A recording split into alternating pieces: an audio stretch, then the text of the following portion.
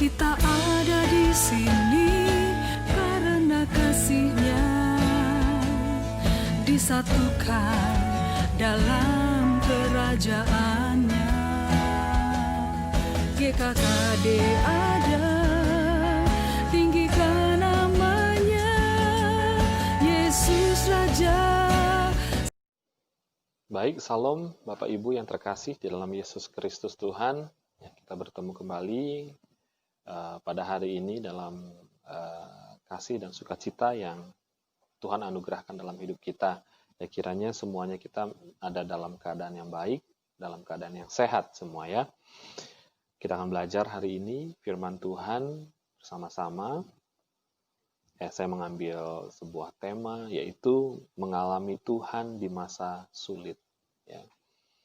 Jadi bukan hanya di dalam kondisi sukacita kita katakan Tuhan ada, tetapi kalau saya pelajari dan saya lihat justru di dalam kitab suci, di dalam Alkitab, orang-orang pilihan Allah, orang-orang yang luar biasa, atau kita katakan sebagai pahlawan-pahlawan iman, justru saya lihat dibentuk melalui masa-masa yang sulit. Dan jika kita hari ini ada pada masa sulit, kita harus punya perspektif ini adalah waktunya, bahkan waktu yang terbaik, bahwa kita sedang dibentuk oleh Allah. Ya. Dan ini adalah kesempatan kita untuk mengalami pertumbuhan dengan luar biasa. Janji Allah bahwa Dia tidak akan pernah meninggalkan kita. Janji Allah bahwa Dia tidak akan pernah melupakan kita, menolong kita. Karena Dia tahu sebatas mana kekuatan kita, sejauh mana kita kuat menanggung masalah, problem yang ada dalam hidup kita. Dan Allah nggak akan pernah biarkan dalam hidup kita menanggung lebih dari kekuatan kita. Karena Dia Allah yang setia. Ya. Kita lihat, kita mau belajar dari hamba-hamba Tuhan yang luar biasa. Ada Daniel, Sadrak, Mesak, Abednego. Bahwa justru di dalam masa yang tersulit di dalam hidupnya, mereka mengalami perjumpaan dengan Tuhan secara spiritual, secara nyata, secara luar biasa. Dan itu menjadi suatu momentum di dalam hidup mereka yang membuat mereka melejit imannya, melejit kepercayaan, bahkan melejit bahwa nama Tuhan dipermuliakan melalui kondisi yang sulit dalam hidup mereka. Ya, bahkan orang-orang dapat melihat Allah itu nyata, Allah yang kita sembah itu hidup, Allah yang kita sembah itu adalah Allah yang berdaulat dari hidup kita, yaitu ketika kita mengalami masa-masa sulit. Tapi ketika di dalam masa-masa sulit kita undur dari Tuhan, apa yang terjadi? Hanya ada cemooh, hanya ada kata-kata yang menjadi negatif terhadap hidup kita, dan kita justru semakin ada dalam kondisi yang sulit ketika kita meninggalkan Tuhan. Daniel, Sadrak, Mesak, Abednego mengalami Tuhan. Daniel mengalami Tuhan ketika dia dilemparkan ke kandang singa, tetapi justru di situ dia mengalami penyertaan Tuhan yang luar biasa, di mana singa-singa tidak menyentuh Daniel. Karena kita tahu Allah adalah Allah yang setia, dan Daniel tetap pada kesetiaannya, teguh dan percaya bahwa Allah sanggup melepaskannya. Ya, kita lihat lagi Sadrak, Mesak, dan Abednego pun mengalami hal yang sama ketika mereka dilemparkan ke dalam perapian yang menyala-nyala. Di situ mereka mengalami Tuhan. Ya, kalau kita pelajari di kitab Daniel, raja melihat ada satu sosok lagi yang berjalan-jalan bersama mereka di api, dan seperti mereka nggak terbakar, nggak merasa kesakitan atau apapun juga oleh api yang begitu panas gitu ya. Justru mereka tetap tenang ya. Justru mereka tidak mengalami luka sedikit pun. Dan apa yang terjadi? Raja itu melihat kemuliaan Tuhan. Bukan hanya mereka, tapi raja pun melihat, wow, Allah yang mereka sembah, benarlah bahwa Allah yang mereka sembah adalah Allah yang hidup, Allah yang luar biasa. Jadi di sini kita dapat melihat bahwa masa sulit bukanlah suatu kondisi yang harus kita takuti. Masa sulit tidak membawa kita kepada keluh kesah. Masa sulit tidak membawa kita kepada masa kejatuhan, tetapi justru adalah masa yang terbaik atau situasi yang terbaik kita mengalami Tuhan. Ya. Dan bukan hanya mengalami perjumpaan dengan Tuhan, bahkan orang lain, orang-orang yang sedang melihat kita dalam kondisi yang sulit dan tetap tenang dan melihat penyertaan Tuhan pun akhirnya memuliakan Tuhan. Bahwa benar Allah yang kita sembah adalah Allah yang hidup. Ya. Dan kita percaya hal ini, dan kita bisa melihat hal ini, dan kita dapat menyimpulkan bahwa masa sulit bukanlah masa untuk ditakuti. Bukan masa yang dihindari, bukanlah kondisi yang harus kita lewati begitu saja. Ya. Memang ada kemungkinan kita masuk ke dalam masa sulit karena apa? Karena kesalahan kita. Ya. Kita juga harus cek dulu ya. Jangan kita katakan, oh ini masa sulit saya, masa sulit. Di mana Tuhan? Di mana Tuhan? Tuhan sepertinya meninggalkan saya. Bisa jadi kita ada dalam masa sulit yang pertama karena kesalahan kita sendiri. Contohnya adalah ya kita hidupnya terlalu royal. Kita nggak buat saving, nggak buat tabungan, kita nggak buat perencanaan yang matang, ya, sehingga kita bermasalah. Ya, saya juga pernah mengalami hal yang sama ketika perencanaan yang saya buat rasanya masuk akal, tetapi ketika saya jalankan adalah mengalami masalah, saya dalam kondisi sulit karena kurangnya pertimbangan, karena kurangnya pengetahuan, karena kurangnya penasehat, sehingga kita ada dalam kondisi yang sulit. Atau ada juga orang yang sudah diingatkan berkali-kali, jangan ambil jalan itu, jangan lakukan itu, karena itu tidak berkenan di mata Tuhan. Dan akhirnya apa yang dialami, mengalami masa sulit, ya, mengalami kesukaran. Tapi kalau kita lihat pun hal itu, Tuhan tetap Allah yang setia dan menolong kita. Asal kita mau kembali, mau bertobat, mau introspeksi dan kembali kepada Tuhan, Tuhan buka jalan. Ya. Jadi masa sulit bisa oleh akibat kita sendiri yang salah, dosa, pelanggaran, ketidaktaatan. Tapi ada juga masa sulit yang harus dihadapi adalah karena memang Tuhan mau membentuk hidup kita. Tuhan mau membawa kita mengalami Tuhan, bahkan mengalami perjumpaan dengan Tuhan. Ya. Jadi tetap percaya kepada Tuhan dalam situasi apapun, Allah menyertai kita. Amin. Ya. Termasuk juga gereja-gereja hari ini, kita lihat banyak yang tutup, walau sekarang kita sudah masuk lagi dalam situasi new normal, di mana sekarang tempat ibadah sudah mulai dibuka, tapi dengan suatu protokoler yang cukup ketat, ya, cukup ketat sekali, karena memang harus demikian, ya. Dan untuk beberapa masa, untuk beberapa bulan ke belakang, kita lihat bahwa gereja tutup, bukan hanya gereja, bahkan semua rumah ibadah tutup, ya. Kita bisa lihat kota-kota yang menjadi destinasi untuk wisata religi atau bahkan beribadah, semua tutup. Ya. Yerusalem tutup, Vatikan pun lockdown, semuanya tidak menerima kedatangan para tamu ataupun wisatawan untuk berkunjung atau untuk belajar atau bahkan untuk beribadah. Semua tutup. Gereja tutup, semua tutup. Ya. Ya mungkin kita bisa petik satu hal kalau kita mau belajar kembali bahwa Allah rindu tidak ada yang menggantikan pribadi dia di dalam ibadah, hanya dialah yang terutama.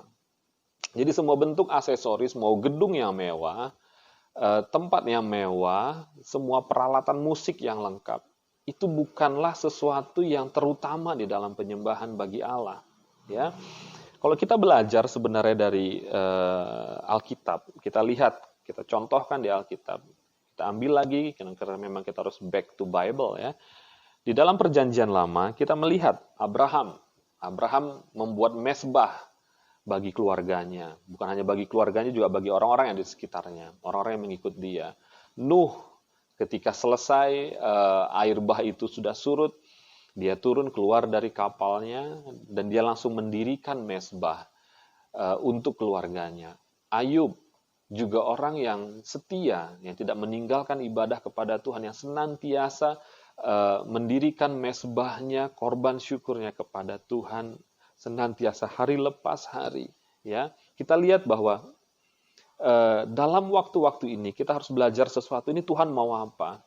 Tuhan sedang izinkan masa pandemi ini terjadi supaya kita belajar sesuatu hal lagi. Saya ambil suatu makna yang luar biasa, karena kita harus memaknai masa-masa sulit ini, dan boleh mengambil dan memetik kembali pelajaran yang berharga. Yang pertama yaitu bahwa ritual ibadah itu bukanlah segalanya. Bukanlah segalanya. Mungkin selama ini banyak gereja atau kita sendiri ya, kita nggak usah lihat gereja yang lain, kita sendiri melihat bahwa kita fokusnya sudah mulai nggak kepada Allahnya, fokusnya kepada hal-hal yang hal-hal yang menurut saya minor ya, walaupun kita anggap baik ya, tetapi ada hal yang mungkin Tuhan mau untuk ini dipulihkan dulu ya, sehingga Tuhan izinkan ini terjadi sehingga ini dipulihkan. Kenapa? Karena semua gereja tutup, nggak ada pilihan bahwa bapak-bapak itu harus kembali menjadi imam. Ya, seperti yang saya contohkan tadi, Abraham, Nuh, Ayub, mereka adalah bapak, mereka adalah pria, ya, merekalah yang menjadi imam, merekalah yang memimpin keluarga mereka untuk menyembah kepada Allah, supaya seluruh keluarganya datang kepada Allah. Tetapi apa?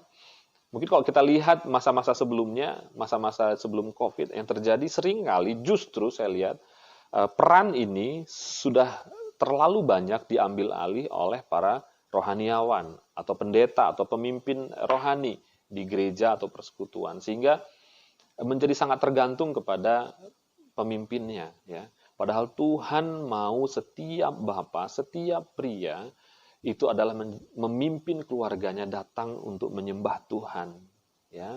Itu yang terpenting hari ini ya. Kita nggak punya pilihan, ibadah di rumah ya harus pimpin ya, mimpin doa minimal seorang bapak harus bisa memimpin doa pembuka, penutup, dan membagikan firman, mengajarkan anak-anak, memuridkan anak-anaknya harus bisa ya.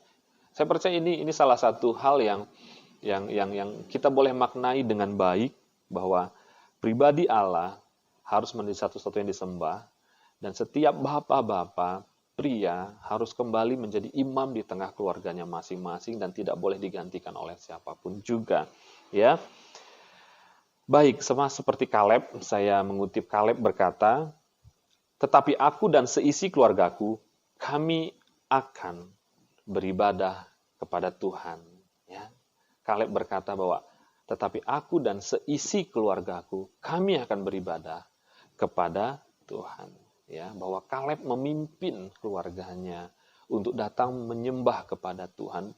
Ini tanggung jawab seorang bapak, tanggung jawab seorang pria untuk memimpin keluarganya mengalami Tuhan. Tanggung jawab ini tidak ada pada pendeta atau orang lain, bukan. Walaupun secara struktural atau naungan organisasi kita katakan juga demikian, bahwa ada gembala di dalamnya. Kalau kita bicara gereja secara lebih skup, lebih besar.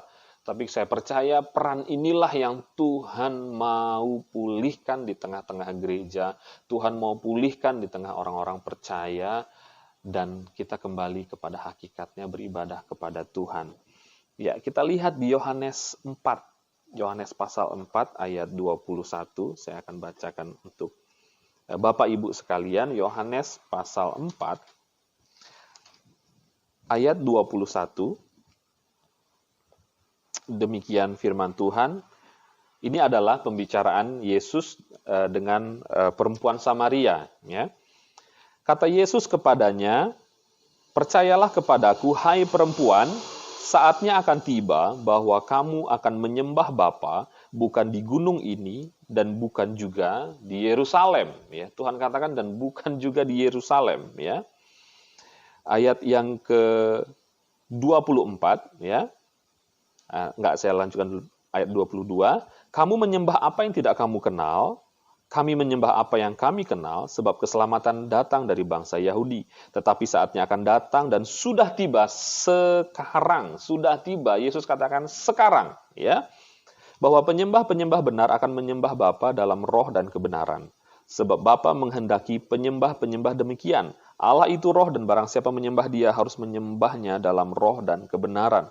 Ayat 21 saya ulangi kembali bahwa Yesus berkata bahwa kita akan menyembah Bapa bukan di gunung ini dan bukan juga di Yerusalem. Amin. Yang Tuhan mau adalah menyembahan dia di dalam roh dan kebenaran. Itu yang terpenting. Jadi nggak masalah apakah kita hari ini ibadah di rumah, apakah kita ibadah melalui online, apakah kita ibadah dalam kumpulan beberapa keluarga, atau dimanapun. Bukan itu jadi esensinya. Ya, tetapi apakah kita beribadah, menyembah Allah di dalam roh dan kebenaran. Ya, sikap hati kita sebenarnya Tuhan lihat. Ya, Bukan karena pergi ke sebuah gereja yang besar dengan musiknya yang luar biasa, dengan pengkhotbah yang luar biasa, kemudian kita merasa puas gitu ya. Kita merasa, oh saya sudah beribadah kepada Tuhan, padahal sudah mulai dimelencengkan kebenarannya, walaupun sedikit tetap aja adalah sebuah deviasi, makin lama makin besar, makin lama makin besar, ya. Dan kita mulai menggantungkan hidup kita kepada organisasi tertentu, gereja tertentu, aliran tertentu, bahkan pribadi-pribadi atau pemimpin tertentu. Tidak, Tuhan nggak dapat digantikan oleh siapapun juga. Perjumpaan dengan Tuhan adalah perjumpaan yang pribadi, mengalami Tuhan adalah pengalaman pribadi lepas pribadi, ya. Amin. Dan Tuhan akan pulihkan ini semua. Ya, kita percaya kalau kita lihat di 2 Tawarik 7 ayat 13 dan 14, umatku yang atasnya namaku disebut, merendahkan dirinya dan mencari Allah kembali, bertobat kembali, Tuhan akan pulihkan kondisinya. Amin. Kita percaya COVID akan berakhir, ya akan berakhir. Kapan mungkin kita nggak ada yang tahu, ya. Belum ada yang tahu dengan persis kapan COVID berakhir. Cuman kita tahu bahwa penyertaan Allah kita adalah sempurna di dalam hidup kita. Penyertaan Allah kita adalah penyertaan yang luar biasa. Meskipun masa sulit, masa pandemi, masa COVID, segala macam orang katakan sulit, tetapi selalu ada mujizat tersedia. Karena Allah kita adalah Allah yang hidup. Hal-hal yang luar biasa akan kita alami, hal-hal yang tidak pernah kita pikirkan akan kita alami. Bahkan ketika kita masuk ke dalam kondisi sulit, kita semakin melekat kepada Tuhan, semakin merangkul Tuhan, semakin mengejar hadirat Tuhan. Nggak membuat kita undur, sama sekali nggak undur. Amin. Tetap percaya Bapak Ibu sekalian dan saudara-saudaraku, percayalah Yesus bersama kita, Yesus menolong kita, Yesus mengasihi kita. Baik, demikian khotbah hari ini. Kiranya kita tetap setia di dalam Tuhan dan di dalam janji-janjinya yang luar biasa, dan di dalam segala sesuatu kasih karunia Tuhan cukup bagi kita. Selamat hari Minggu, kiranya roh, tubuh, dan jiwa kita terpelihara sempurna di dalam perlindungan tangannya yang kudus. Haleluya, amin. Di dalam